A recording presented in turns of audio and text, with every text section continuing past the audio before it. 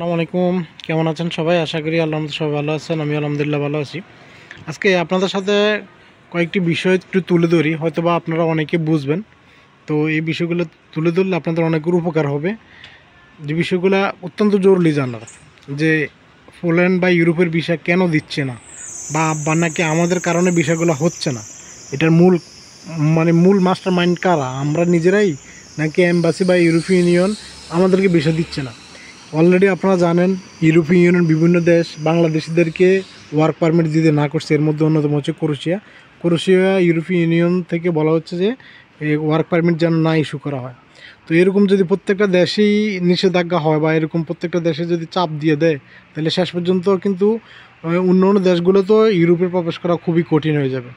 তো আমি আপনাদেরকে একটু সাজেস্ট করি, আপনারা এই জিনিসটা একটু বুঝেন। যদি বুঝেন তাহলে আপনাদের কাজে লাগবে, এবং কি যারা আসবে তাদেরও কাজে লাগবে, যারা আসতেছেন তাদেরও কাজে লাগবে। চলুন শুরু করা যাক। নাম্বার 1 হচ্ছে, ইউরোপের ভিসা পাওয়াটা কিন্তু খুবই সহজ। যদি একটু নিয়ম কানুন মেনে চলে, তাহলে ইউরোপের ভিসাটা পাওয়াটা একেবারে ইজি। আহামরি কোনো কিছু নাই।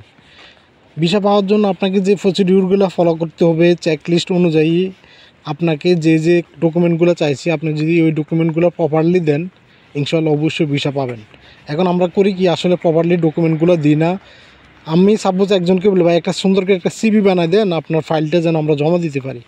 ঠিক আছে, ভাই সিভি এজেন্সি বানাই দিবে না। ঠিক আছে, তা আপনি যদি আপনার একটা সিভি বানাইতে কার্পণ্য করেন, একটা সিভি বানাইতে বলেন যে ভাই উমকে বানাই দিবে না, সেই বানাই দিবেন, ভাই আপনি বানাই দেন, তাহলে একটা সিভি বানাইতে আপনার এত গড়িমসি, তাহলে বাকি কাগজপত্রগুলো করতে আপনি কি করবেন? ঠিক এরকম সিভি থেকে শুরু করে প্রত্যেকটা কাগজপত্র, ব্যাঙ্ক স্টেটমেন্ট বলেন, এডুকেশন সার্টিফিকেট বলেন, আপনার কোয়ালিফিকেশান বলেন, স্কিল ওয়ার্কার, আপনি যোগ্যতা সার্টিফিকেট বলেন, সকল ডকুমেন্টগুলো যদি আপনি প্রপারলি দেন, অবশ্যই আপনার বিষয় হবে ভাই। আপনারা চেষ্টা করেন, একটু উল্টাপাল্টাভাবে করেন, যার কারণে আসলে বিষয়গুলো হয় না।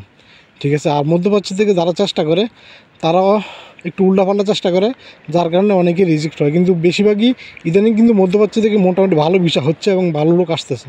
তাই আমি বলো করি, ভাই একটু সুন্দর করে কাগজপত্রগুলো দেন, অবশ্যই আপনি ভিসা পাবেন। ভিসা পাওয়ার জন্য ভালোভাবে ডকুমেন্টগুলো খুবই জরুরি। আর দ্বিতীয় হচ্ছে, আমাদের ভিসা না দেওয়ার কারণ কি? আমরা কেন ভিসা পাই না, বা আমাদেরকে কেন ভিসা দিতে চাচ্ছে না, কেন আমাদেরকে ওয়ার্ক পারমিট দিতে চাচ্ছে না? এর কারণ কি জানেন? আপনি একটা জিনিস চিন্তা করেন, প্রত্যেকটা কোম্পানি তার একটা নির্দিষ্ট ক্রাইটেরিয়া থাকে, যে একটা ওয়ার্কার আসবে, এখানে কাজ করবে, সে এই ওয়ার্কারটা এসে এখানে কাজ করবে, এবং কি এই ওয়ার্কার দ্বারা তার উপকার হবে। এখন সে যদি ভিসা দেওয়ার পরে, বা সে যদি এখানে তাকে হায়ার করে আনার পরে সে যদি এখানে না থাকে, সে যদি একদিন বা এক সপ্তাহ থেকে এখান থেকে পালাই যায়, তাহলে ওই কোম্পানিটা পরবর্তীতে বাংলাদেশিদেরকে ওয়ার্ক পারমিট দিতে অনেকটা চিন্তা করে। সুতরাং আপনারা যারা বেশ করে ভিসা পাবেন বা ভিসা পেয়ে আসতেছেন, আমি বলবো ভাই, আপনি যে কোম্পানিতে আসেন, যে কোম্পানিতে আসার চেষ্টা করেন, ওই কোম্পানিতে অন্তত 6 মাস থাকেন। একটু বুঝেন, আগে পরিস্থিতিটা বুঝেন। এখানে এসে আপনি ইউরোপিয়ান হয়ে যান, এসে আপনি পাগল হয়ে যান, ফ্রান্সে যাবেন, এসে আপনি পাগল হয়ে যান, জার্মানি যাবেন, পালাই যাবেন, কাবাবে যাবেন, এই মন মানসিকতা একটু দূর করেন। এই মন মানসিকতা দূর করলে আপনার এই আসার কারণে আপনি ভাগ্য ভালো, আপনি আসছেন, আপনার দ্বারা আরও 2জন মানুষ আসতে পারবে। এই জিনিসটা একটু চিন্তা করতে হবে ভাই। প্রত্যেকটা লোকে যদি এরকমভাবে চিন্তা করে, তাহলে কিন্তু অনেকের উপকার হইতো। সর্বোপরি আমি যে জিনিসটা বোঝাতে চাইতেছি, যারা ভিসা পাবেন, ভিসা পাওয়ার পরে আসবেন, আসার পরেই কিন্তু চেষ্টা করবেন আপনি ওই কোম্পানিতে থাকার জন্য। অন্তত 6 মাস যদি ওই কোম্পানি থাকেন, কোম্পানি তার যে উদ্দেশ্যটা ছিল, সেই উদ্দেশ্যটা ফিল আপ হয়ে যাবে। যদি কোনো কোম্পানি আপনাকে রিসিভ না করে, কোনো কোম্পানি যদি আপনাকে কাজ না দেয়, তখন হয়তোবা সেটা ভিন্ন হিসাব, যে আমাকে কোম্পানি কাজ দেয় নাই, অথবা কোম্পানি আমাকে রিসিভ করে নাই, অথবা এজেন্সি আমাকে কাজ দিচ্ছে না, আপনি ভিন্ন চিন্তা করতে পারেন। এরকম অনেক আছে যে কোম্পানি এজেন্সি আনছে, এজেন্সি এনে আপনাকে কাজ দেয় না, বসা রাখছে, অথবা এজেন্সি এনে বলছে ঠিক আছে তোর মতো তুই ঘুরে চলে যা। এরকম অনেক এজেন্সি আছে যারা শুধু লোক আনারই কাজ করে, লোকটা আনতে পারলেই তাদের ব্যবসা হাসিল, তারা পরবর্তীতে তার কোনো খোঁজখবর রাখে না। এরকম অনেক এজেন্সি আছে, এটা স্বাভাবিক, এটা বিজনেসের খাতিরে এটা করে। কিন্তু ব্যক্তিকেন্দ্রিক যেসব কোম্পানিগুলো আসে, ওই কোম্পানিগুলো, বিশেষ করে এই কোম্পানিগুলো চিন্তা করে যে তার ওয়ার্কারটা এসছে, তার ওয়ার্কারটা দিয়ে সে কিছু উপকার পাবে। এই জিনিসগুলো একটু চিন্তা করতে হবে ভাই। তাহলে কিন্তু আপনার এই চিন্তার কারণে, বা আপনার এই আশা থাকার কারণে আরও 2জন বা ভিসা পাবে। এই জিনিসগুলো বুঝতে হবে। বর্তমান পরিস্থিতিতে যারা মনে করেন যে ভিসা হয় না, ভিসা পাচ্ছেন না, হয়রানি হতেছেন, আমি মনে করি যে ভাই, আপনি প্রপারলি ডকুমেন্টগুলো সাবমিট করতে পারেন নাই। আমার এটা দৃঢ় বিশ্বাস আপনি কারো না কারো মাধ্যমে ডকুমেন্টগুলো সাবমিট করছেন, যার কারণে আপনার বিষয়টা রিজেক্ট হয়েছে এবং রিজেক্ট হচ্ছে। আমি মনে করব যারা অন্তত অনেকগুলো টাকা খরচ করেন, ওয়ার্ক পারমিট থেকে অ্যাপয়েন্টমেন্ট থেকে শুরু করে ইন্স্যুরেন্স থেকে শুরু করে এভরিথিং, মোটামুটি ভালো একটা টাকা খরচ করেন এবং ভালো একটা সময় নষ্ট করেন এই ইউরোপের ভিসার পিছনে। এখন আপনি সব কিছু করে লাস্টে গিয়ে যখন আপনি ফাইলটা সাবমিট করেন, এই ফাইলটা সাবমিট করার ক্ষেত্রে অনেকটা গড়িমসি করেন, অনেকটা সমস্যা তৈরি করেন। যেমন কীভাবে আপনার যে ডকুমেন্টগুলো তৈরি করছেন এই ডকুমেন্টগুলোর মধ্যে অনেকটা ঘাপলা রাখছেন। আমি এরকম অনেকগুলো বাইয়ের ফাইল আমি দেখছি, যাদের ফাইলগুলোর মধ্যে ম্যাক্সিমামই এই সমস্যাটা তৈরি করছে।